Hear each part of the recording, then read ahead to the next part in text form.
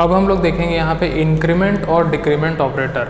सी language में increment और decrement operator हम लोग को देखने के लिए मिलता है, जिससे हम लोग वैल्यू को, किसी भी वेरिएबल की वैल्यू को हम लोग +1 कर सकते हैं, डिक्रीमेंट से -1 हम लोग यहाँ पे कर सकते हैं। मतलब हम लोग को अगर वैल्यू को बढ़ाना है तो हम लोग यहाँ इंक्रीमेंट ऑपरेटर को यूज़ कर सकते हैं, अगर वैल्यू को हम लोग को कम करना है तो यहाँ पे हम लोग डिक्रीमेंट ऑपरेटर को यूज़ कर सकते हैं। तो चलिए देखते हैं हम लोग कैसे हम लोग डिक्रीमेंट ऑपरेटर या फिर इंक्रीमेंट ऑपरेटर को यूज़ करते हैं। तो यहाँ पे सबसे पहले हम लोग देखते हैं इंक्रीमेंट ऑपरेटर। तो इंक्रीमेंट ऑपरेटर की अगर हम लोग बात करें तो यहाँ पे हम लोग प्लस प्लस का यूज़ करते हैं। 2 बार अगर हम लोग प्लस करेंगे तो ये इंक्रीमेंट ऑपरेटर होगा। यहाँ पे अगर डिक्रीमेंट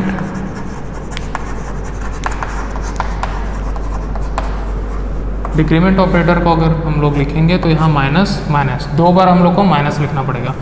तो ये इंक्रीमेंट ऑपरेटर या डिक्रीमेंट ऑपरेटर हम लोग डायरेक्ट वैल्यू पे भी कर सकते हैं या फिर हम लोग वेरिएबल पे अप्लाई कर सकते हैं। लाइक यहाँ पे जैसे मैं लिखता हूँ a++, तो ये क्या करेगा, अगर मान के चले a की वैल्यू 10 है तो यहाँ पे अगर हम लोग a++ लिख रहे हैं तो a की वैल्यू क्या कर देगा, 11 कर देगा। मतलब हम लोग जब इस वैल्यू को प्रिंट करेगा तो 10 + 1 कर देगा। ये क्या करेगा, 10++ मतलब 10 + 1 = 11 हम लोग को वैल्यू मिलेगी। वैसे ही अगर हम लोग यहाँ पर लिख रहे हैं a तो क्या होगा, a की वैल्यू है 10, 10 -10 -1 हम लोग को मिलेगा 9। तो अगर हम लोग प्रिंट करेंगे तो a की वैल्यू हम लोग को मिलेगी 9 मिलेगी। तो इस प्रकार से हम लोग इंक्रीमेंट या फिर डिक्रीमेंट ऑपरेटर को हम लोग यहाँ पे यूज़ करते हैं। तो यहाँ पे इंक्रीमेंट ऑपरेटर या फिर डिक्रीमेंट ऑपरेटर हम लोग यहाँ पे 2 टाइप के देखते हैं। सबसे पहला होता है प्री इंक्रीमेंट। सबसे पहले हम लोग इंक्रीमेंट ऑपरेटर की बात करते हैं। तो यहाँ पे सबसे पहला अगर हम लोग देखें तो यहाँ पे प्री इंक्रीमेंट। यहाँ पे क्या होगा कि हम लोग किसी भी वेरिएबल्स, लाइक यहाँ पे हम लोग a नाम का एक वेरिएबल ले रहे हैं, a एक इंटीजर टाइप का वेरिएबल है, इसके सामने अगर हम लोग यहाँ पे ++ लगाते हैं तो ये प्री इंक्रीमेंट होगा। मीन्स अगर मान के चलिए यहाँ पे a की वैल्यू है 10 तो यहाँ पे क्या होगा, ++a, यहाँ पे भी क्या करेगा कि +1 करेगा, मतलब 10 + 1 करके हम लोग को यहाँ पे मिलेगा वैल्यू 11। सेकंड आता है पोस्ट इंक्रीमेंट।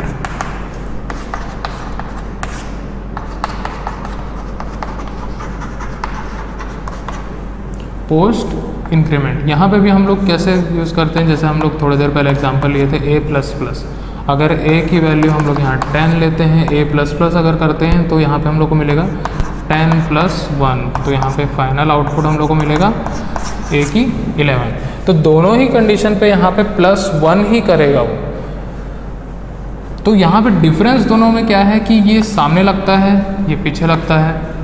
मतलब वेरिएबल के ये पहले लगेगा, ये वेरिएबल के बाद में लगेगा।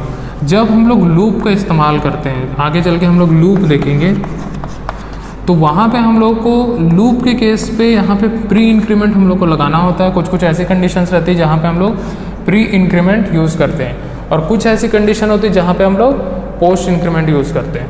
तो लूप के केस पे क्या होता है कि हम लोग को वैल्यूज़ फ्रीक्वेंटली बढ़ानी होती है, या फिर हम लोग उसके साथ यूज़ कर रहे हैं ब्रेक या फिर कंटिन्यू, 2 कीवर्ड्स हम लोग यूज़ करते हैं। तो वहाँ पे उस समय हम लोग यहाँ पे प्री इंक्रीमेंट का यूज़ करेंगे। बाकी सारे नॉर्मल केसेस में हम लोग पोस्ट इंक्रीमेंट का यूज़ करते हैं। तो यहाँ पे हम लोग देखें प्री इंक्रीमेंट और पोस्ट इंक्रीमेंट। अगर सेकंड हम लोग यहाँ डिक्रीमेंट ऑपरेटर की बात करें,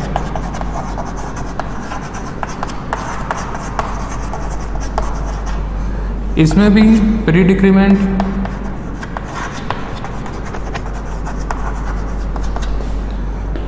में क्या होगा कि हम लोग वेरिएबल्स के पहले लगाएंगे, जैसे -a। अगर हम लोग यहाँ पे a की वैल्यू ले लें 10 तो यहाँ -a होगा, मतलब 10 - 1, तब क्या होगा 9। तो 9 हम लोग को आउटपुट मिलेगा। वैसे यहाँ पे हम लोग देखते हैं पोस्ट डिक्रीमेंट, पोस्ट डिक्रीमेंट। यहाँ पे हम लोग जैसे मान के चलिए a इक्वल टू 10 है, a माइनस माइनस हम लोग लिखते हैं तो क्या होगा 10 माइनस 1 और हम लोग को यहाँ पे वैल्यू 9 देखने मिलेगा। तो जब भी हम लोग लूप्स वगैरह का इस्तेमाल करते हैं तो हम लोग यहाँ पे प्री डिक्रीमेंट का सबसे ज़्यादा यूज़ करेंगे। अगर हम लोग नॉर्मल केसेस की अगर बात करते हैं, नॉर्मल प्रोग्रामिंग में हम लोग यूज़ कर रहे हैं किसी वैल्यू को +1 या फिर -1 करना है तो हम लोग यहाँ पे पोस्ट डिक्रीमेंट ही यूज़ करते हैं। तो इस प्रकार से हम लोग ये देखें यहाँ पे इंक्रीमेंट और डिक्रीमेंट ऑपरेटर। प्री इंक्रीमेंट जो वेरिएबल्स के पहले लगेगा, पोस्ट इंक्रीमेंट वेरिएबल के बाद में लगेगा। प्री डिक्रीमेंट जो होगा वेरिएबल के पहले लगेगा, पोस्ट डिक्रीमेंट जो होगा वेरिएबल के बाद में लगेगा। अब हम लोग इसका एग्जाम्पल देखेंगे। चलिए यहाँ पे हम लोग देखते हैं कि एग्जाम्पल हम लोग कैसे परफॉर्म कर सकते हैं इंक्रीमेंट और डिक्रीमेंट ऑपरेटर को। तो सबसे पहले मैं यहाँ लिखता हूँ hash include stdio.h, hash include io.h। यहाँ पर हम लोग लिखेंगे void main, देन उसके बाद यहाँ पे मैं ब्रैकेट स्टार्ट करता हूँ। फिर उसके बाद यहाँ पे सबसे पहले मैं वेरिएबल बना लेता हूँ int a, और a को मैं इनिशलाइज कर देता हूँ 10 से। अब यहाँ पे मैं यूज़ करूँगा इंक्रीमेंट ऑपरेटर a++, मैं यहाँ पे लिखा, ठीक है। इस इंक्रीमेंट ऑपरेटर जब भी हम लोग यूज़ करते हैं तो इसको हम लोग को डायरेक्ट लिखना होता है। किसी भी वैल्यू को असाइन हम लोग कर भी सकते हैं और नहीं भी कर सकते हैं। यहाँ पे a++ मैंने लिखा तो ये ऑलरेडी इस a की वैल्यू जो यहाँ पे 10 है उसको 1 प्लस कर देगा। अगर मैं इसके बाद प्रिंट करता हूँ, यहाँ पे लिखता हूँ %d value of a after increment,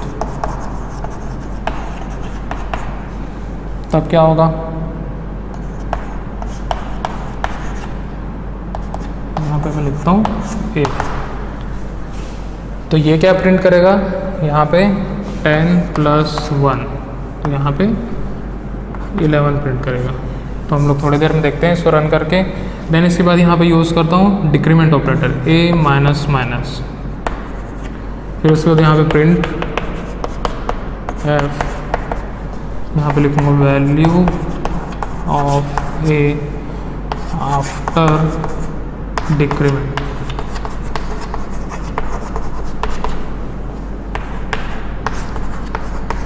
%d, और यहाँ पे लिखूँगा a। तो यहाँ पे जो वैल्यू यहाँ इंक्रीज़ हुई थी मतलब 11 हुई थी, और यहाँ पे माइनस माइनस करेंगे तो 10 हो जाएगी।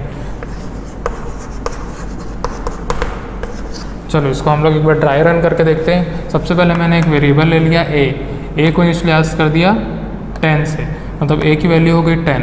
अब यहाँ पे a++ कर रहे हैं, यहाँ पे मतलब क्या होगा 10 + 1 = 11 हो गया। उसके बाद वैल्यू को हम लोग प्रिंट कर रहे हैं, किसकी वैल्यू को प्रिंट कर रहे हैं, यहाँ पे a की वैल्यू को हम लोग प्रिंट कर रहे हैं। तब क्या होगा value of a after increment %d, यहाँ पे प्रिंट हो जाएगा 11। देन उसके बाद वैल्यू है अभी a की 11, तो यहाँ पे किए a माइनस माइनस मतलब 11 - 1 इक्वल टू क्या हो जाएगा वापस से 10 हो जाएगा। और यहाँ पे प्रिंट करेगा value of a after decrement %d, तो यहाँ पे क्या प्रिंट करेगा 10। तो यहाँ पे गेट ch हम लोग यहाँ पे यूज़ किए, तो आउटपुट हम लोग को क्या मिलेगा यहाँ पे value of a after increment 11, value of a after decrements 10। तो इस प्रकार का हम लोग आउटपुट देखने के लिए मिलेगा।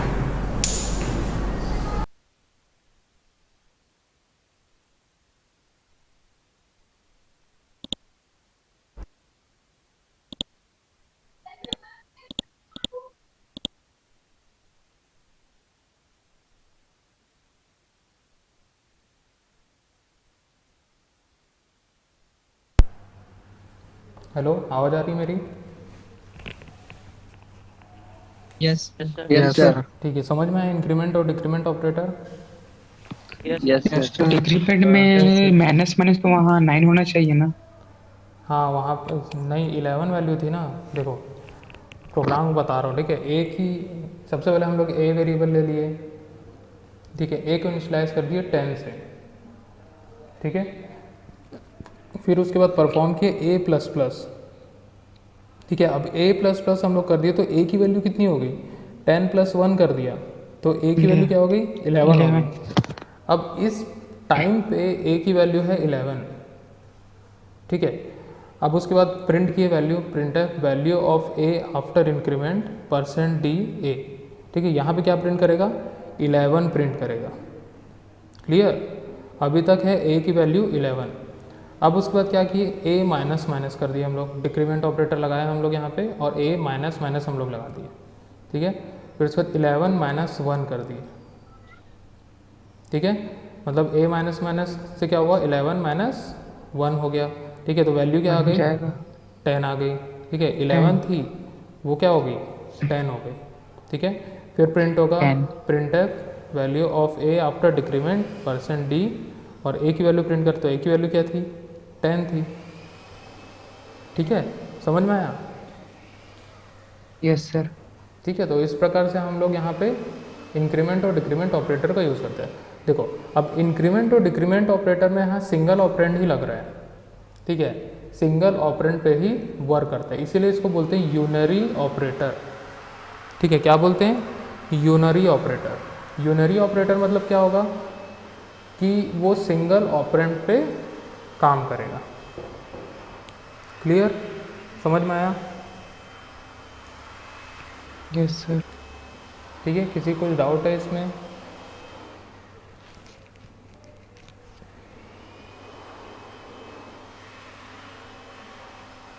कुछ डाउट है कि किसी को?